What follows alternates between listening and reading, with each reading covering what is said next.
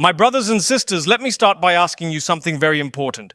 Have you ever had a thought cross your mind that you knew was wrong, yet it felt so convincing? That sudden urge, that quiet whisper, that little voice pushing you towards what displeases Allah. That is Shaytan at work. And unless we learn how to recognize his whispers and counter them, we risk being led further and further away from the path of goodness. Today, I want to share with you how Shaytan whispers into our lives, and more importantly, how you can defeat those whispers with the help of Allah. My brothers and sisters, one of the most dangerous realities about Shaytan is that he doesn't come to you openly, announcing his plans. He doesn't appear with horns and say, "I am Shaytan, follow me into destruction." If he did, nobody would listen. Instead, he works in whispers, quiet, subtle, and almost invisible. He attacks in ways so small, so hidden, that you hardly notice it's happening. And by the time you realize, you may already be caught in his net. Think about it. Shaytan rarely convinces someone to commit a huge sin in one step. He doesn't come to a person who prays 5 times a day and suddenly say, "Stop praying forever." No, he knows you would never accept that. Instead, he whispers, "You're tired. Delay this prayer just a little. Pray later." Then the next time he says, "You've already delayed once. It won't harm to delay again." Then slowly, "Why not just pray quickly without focus?" Until eventually the connection with prayer becomes weaker and weaker, and perhaps one day it's abandoned altogether. That is how Shaytan works. Gradual, step by step. This is why Allah warns us not to follow the footsteps of Shaytan. Notice Allah didn't say, "Do not follow Shaytan." Allah said, "Do not follow his footsteps." Why? Because Shaytan doesn't push you into a pit all at once. He takes you by the hand, one small step at a time. What looks harmless today could be the start of a path that leads you away from Allah tomorrow.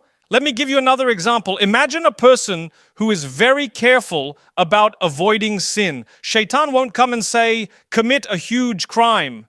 That would fail instantly. Instead, he might whisper, "Just look at this once, it won't hurt." Or, "It's only a small thing, don't be so strict." And then when the person repeats it, Shaytan says, "See, nothing happened, it's fine." Slowly, what was once considered wrong becomes normalized.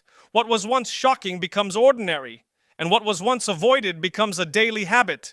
This is exactly how Shaytan deceives. He makes wrong look small, and he makes small wrongs pile up until they crush the soul. We see this in our daily lives too. Take honesty, for example. A believer knows lying is a sin, but Shaytan doesn't say, "Become a liar today." Instead, he whispers, "It's just a tiny lie. You're not hurting anyone. It will make things easier." Then once the person accepts that, the next time the lie is a little bigger, then a little bigger, until one day dishonesty is no longer a mistake, it's a lifestyle. And it all started with one whisper, one excuse, one small step. And Shaytan is patient, my brothers and sisters. He doesn't rush. He can wait years if needed. As long as you keep moving in his direction, step by step, he is satisfied. And this is why many people don't even realize they are being trapped. If someone were to suddenly abandon their faith, it would be shocking, it would be noticeable. But when someone slowly slips away, little by little, hardly anyone notices. Even the person themselves may not notice until they look back and realize how far they've drifted. Think of it like the ocean. If you stand at the shore and take one step into the water, you're still safe. Another step, still safe. But keep stepping little by little, and suddenly you find yourself so far in that you're struggling to breathe. You didn't jump into the deep end in one go, but you walked into it slowly, step by step. That is how Shaytan works. Small steps that feel safe until you're in too deep. This is why awareness is so important. You must train yourself to recognize the very first whisper. When you hear that voice telling you, "Just delay, just once, just a little," stop right there. Don't give it power, because every time you entertain that voice, it becomes louder. And every time you resist it, it becomes weaker. Shaytan has no real authority over you. He cannot force you to sin. All he can do is whisper. The choice is always yours, and here's the truth. When you reject that very first step, you protect yourself from the next 10 steps that would have followed. But when you accept the first step, you've opened the door to more. So the smartest thing a believer can do is to close the door early. Don't wait until the habit has grown. Don't wait until you're deep in the ocean. Cut it off from the start. My beloved brothers and sisters, never underestimate a small whisper. That tiny urge to procrastinate, that little justification to compromise, that quiet suggestion to just do it once. That is where the battle begins. And whoever wins in those small battles wins the larger war. My brothers and sisters, one of Shaytan's most destructive tactics is that he whispers doubt into the hearts of believers. And he does this very cleverly. He doesn't walk up to a person and say, "Stop believing in Allah." He knows that if he came directly like that, most people would reject him immediately. Instead, he sows tiny seeds of doubt, one thought at a time, planting them in your heart when you are vulnerable, hoping that if he waters them long enough, they will grow into a tree that blocks out your faith. Have you ever had a thought cross your mind during prayer like, "Is Allah really listening to me?" Or perhaps you wondered, what if my prayer isn't accepted? What if I'm not sincere enough? Maybe you even thought, why is my life difficult if Allah loves me? These thoughts, my brothers and sisters, are not unusual. They are the whispers of Shaytan. His plan is to make you think these doubts are coming from you, so that you feel guilty, ashamed, and worse, so that you begin to believe them. Now let me explain something very important. Having doubts or intrusive thoughts does not make you a bad Muslim. It does not mean you have weak faith. In fact, sometimes the very fact that you are troubled by these whispers shows that your heart cares about faith. Shaytan wants you to think you are doomed simply for being attacked by these thoughts. But the truth is, the thought itself is not the sin. The sin is when you hold on to it, feed it, and let it shape your actions. Let me give you an example. Imagine someone has a small spark of fireland on their clothing. If they quickly brush it off, there's no damage. But if they sit and think, "Oh no, there's fire here, what should I do?" and leave it unattended, soon it burns a hole through the cloth. Shaitan's whispers are like sparks. If you dismiss them quickly, they die. But if you entertain them, they can burn through your heart. Shaitan knows exactly where to whisper. If he sees you are devoted in prayer, he might whisper, "Did you make wudu properly? Was that prayer valid?" And then he keeps repeating it until the person spends hours washing themselves, redoing prayers over and over. What has he done? He has turned worship into a burden by planting obsessive doubts. If he sees you studying faith, he might whisper, "But how do you really know this is true? What if you are following the wrong religion?" And then he keeps digging until a person feels restless and anxious. The aim is always the same, to shake your certainty, to steal your peace. So how do we fight back? The first step is knowledge. A believer who understands their faith, who studies and seeks knowledge, is harder to deceive, because when the whisper comes, you can answer it with what you know. For example, when Shaitan whispers, "Allah won't forgive you," the believer remembers, but Allah said His mercy encompasses everything. When Shaitan says, "Your prayer doesn't matter," the believer remembers, but Allah said, "Prayer protects against evil."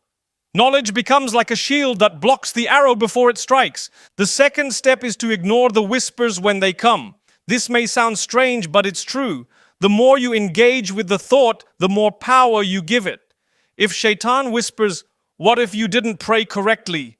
and you start panicking, double-checking, redoing, you are feeding his whisper. But if you calmly say, "This is Shaitan's trick," and you move on, the whisper loses its strength. Shaitan thrives on attention. Don't give it to him. And remember, my brothers and sisters, that doubt is not the opposite of faith. In fact, when you wrestle with doubt and overcome it, your faith becomes stronger. Just like a muscle grows stronger when it resists weight, your Iman grows stronger when you resist Shaitan's whispers. Sometimes those who have fought doubt emerge with an even deeper, more unshakable belief than before. Let me share with you something beautiful. Even the companions of the Prophet once complained that Shaitan was whispering terrible doubts into their hearts, and they felt so ashamed. Do you know what they were told? That those very feelings of discomfort were a sign of faith. Why? Because if you hated the thought, if it made you uncomfortable, it means your heart is still alive and connected to Allah. A dead heart would not care. So the next time you feel a whisper of doubt, don't panic. Recognize it for what it is. A trick from Shaytan. Brush it away. Replace it with remembrance of Allah. Say to yourself, my faith is not measured by my thoughts but by my choices and actions. And choose to hold on to your belief no matter how many whispers try to shake it. My beloved brothers and sisters, never let Shaytan convince you that you are a bad believer because of a thought. You are not your whispers. You are stronger than them. And with knowledge, remembrance, and trust in Allah, you can silence the doubts and keep your heart firm upon the truth. One of the clearest ways Shaytan attacks us is by distracting us from our worship. And this is something every single one of us has experienced. You stand up for prayer, ready to connect with Allah, and suddenly your mind starts running in every direction. You remember things you had completely forgotten a moment ago. Your shopping list, your phone calls, your meetings, your conversations.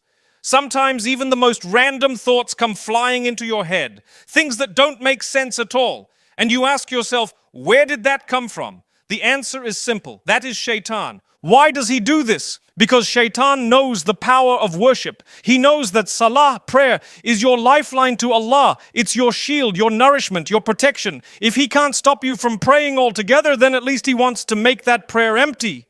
He wants to steal the sweetness of it, to turn it into a ritual of movements without meaning. He doesn't care if you pray, as long as you pray without heart, without focus, without connection, because then you finish, but you haven't fed your soul. And notice, Shaytan doesn't whisper these distractions before you start prayer. He waits until you say Allahu Akbar. As soon as you begin, it's as if he presses play on a whole list of reminders and thoughts. Why? Because he doesn't want you to taste the closeness to Allah that comes when your heart is fully engaged. Now let me share something with you. Being distracted in prayer is not unusual. Even the most righteous people experience it.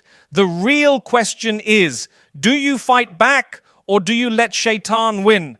Some people give up. They say, what's the point? I can't concentrate anyway. That's exactly what Shaytan wants, to make you abandon the effort. But others push harder. They say, no, I will keep pulling my mind back, even if it wanders 1,000 times.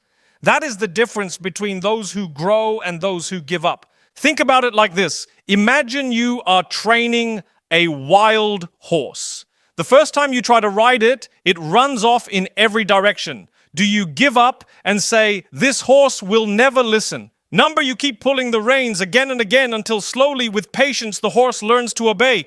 Your mind is like that horse. At first, it will wander every time you pray.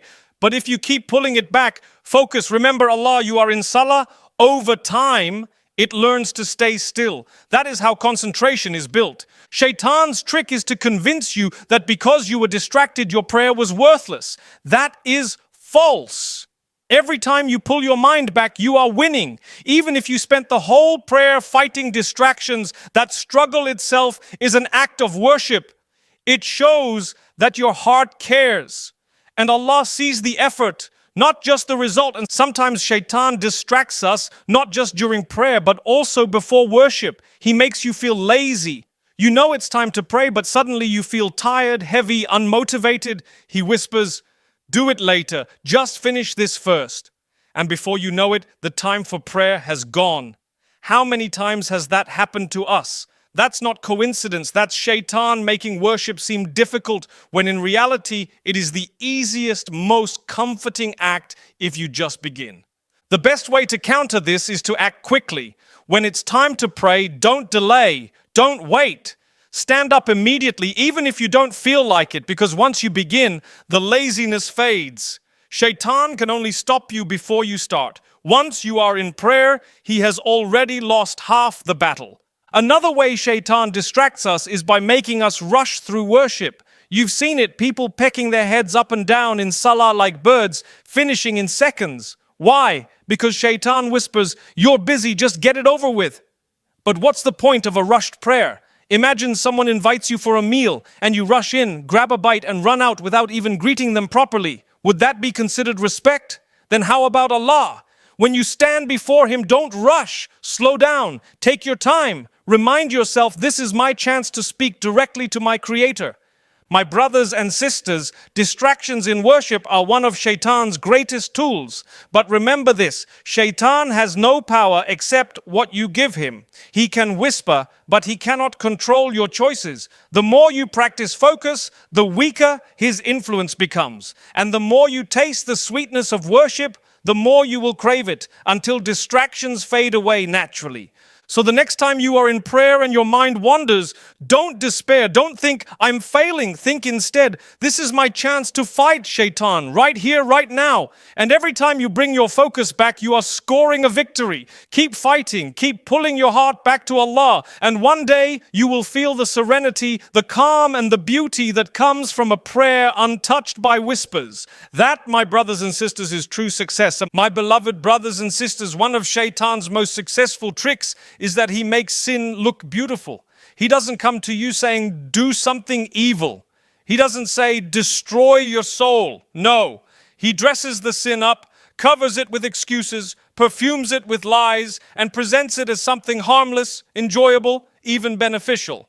And if you are not alert, you will find yourself walking straight into a trap thinking it's a garden. Think about how many wrong things today are made to look normal.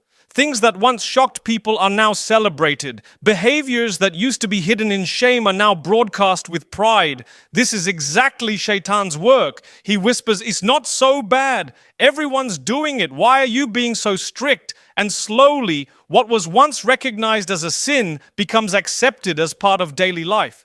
Take, for example, small acts of dishonesty. A person knows lying is wrong. But Shaitan whispers, just a tiny lie. No one will be hurt. It will make life easier.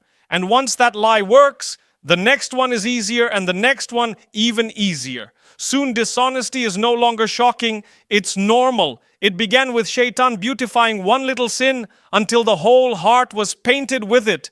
Or think about entertainment. Shaitan won't tell you, waste your life away with hours of useless content. Instead, he whispers, relax, just 5 minutes. You deserve it.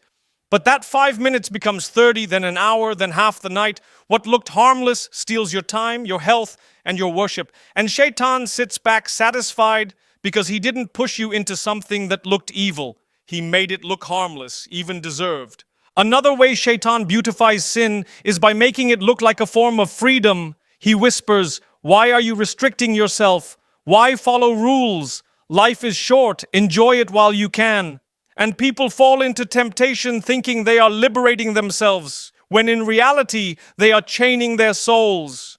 True freedom, my brothers and sisters, is not in following every desire. True freedom is in breaking free from the slavery of desire and becoming a servant only to Allah. Shaitan also plays on comparisons. He whispers, look at so-and-so, they do far worse than you. At least your sin is small. He tricks you into thinking your disobedience is acceptable simply because someone else has done worse. But think about it. If someone else jumped into a fire, would you follow them because their flames were hotter? Sin doesn't become less destructive just because someone else is burning deeper. And here is another danger. Shaitan whispers, don't worry. You can always repent later. Just enjoy now, ask forgiveness later. He makes sin look temporary, as if you can schedule repentance whenever you want. But who guaranteed you tomorrow? Who guaranteed you even the next breath? That whisper is one of the deadliest because it combines beautification of sin with false hope in endless time. So how do we counter this, my brothers and sisters? The first step is awareness. Recognize that Shaitan's job is to make wrong look right. Whenever you feel yourself justifying a sin, stop and ask, would I be saying this if I was standing before Allah right now? That one question can expose the lie behind Shaitan's beautification. The second step is to remember the true nature of sin. Sin always comes packaged with promises of joy, but it leaves behind guilt, emptiness, and distance from Allah. Think about it. Have you ever committed a sin and then truly felt at peace afterwards?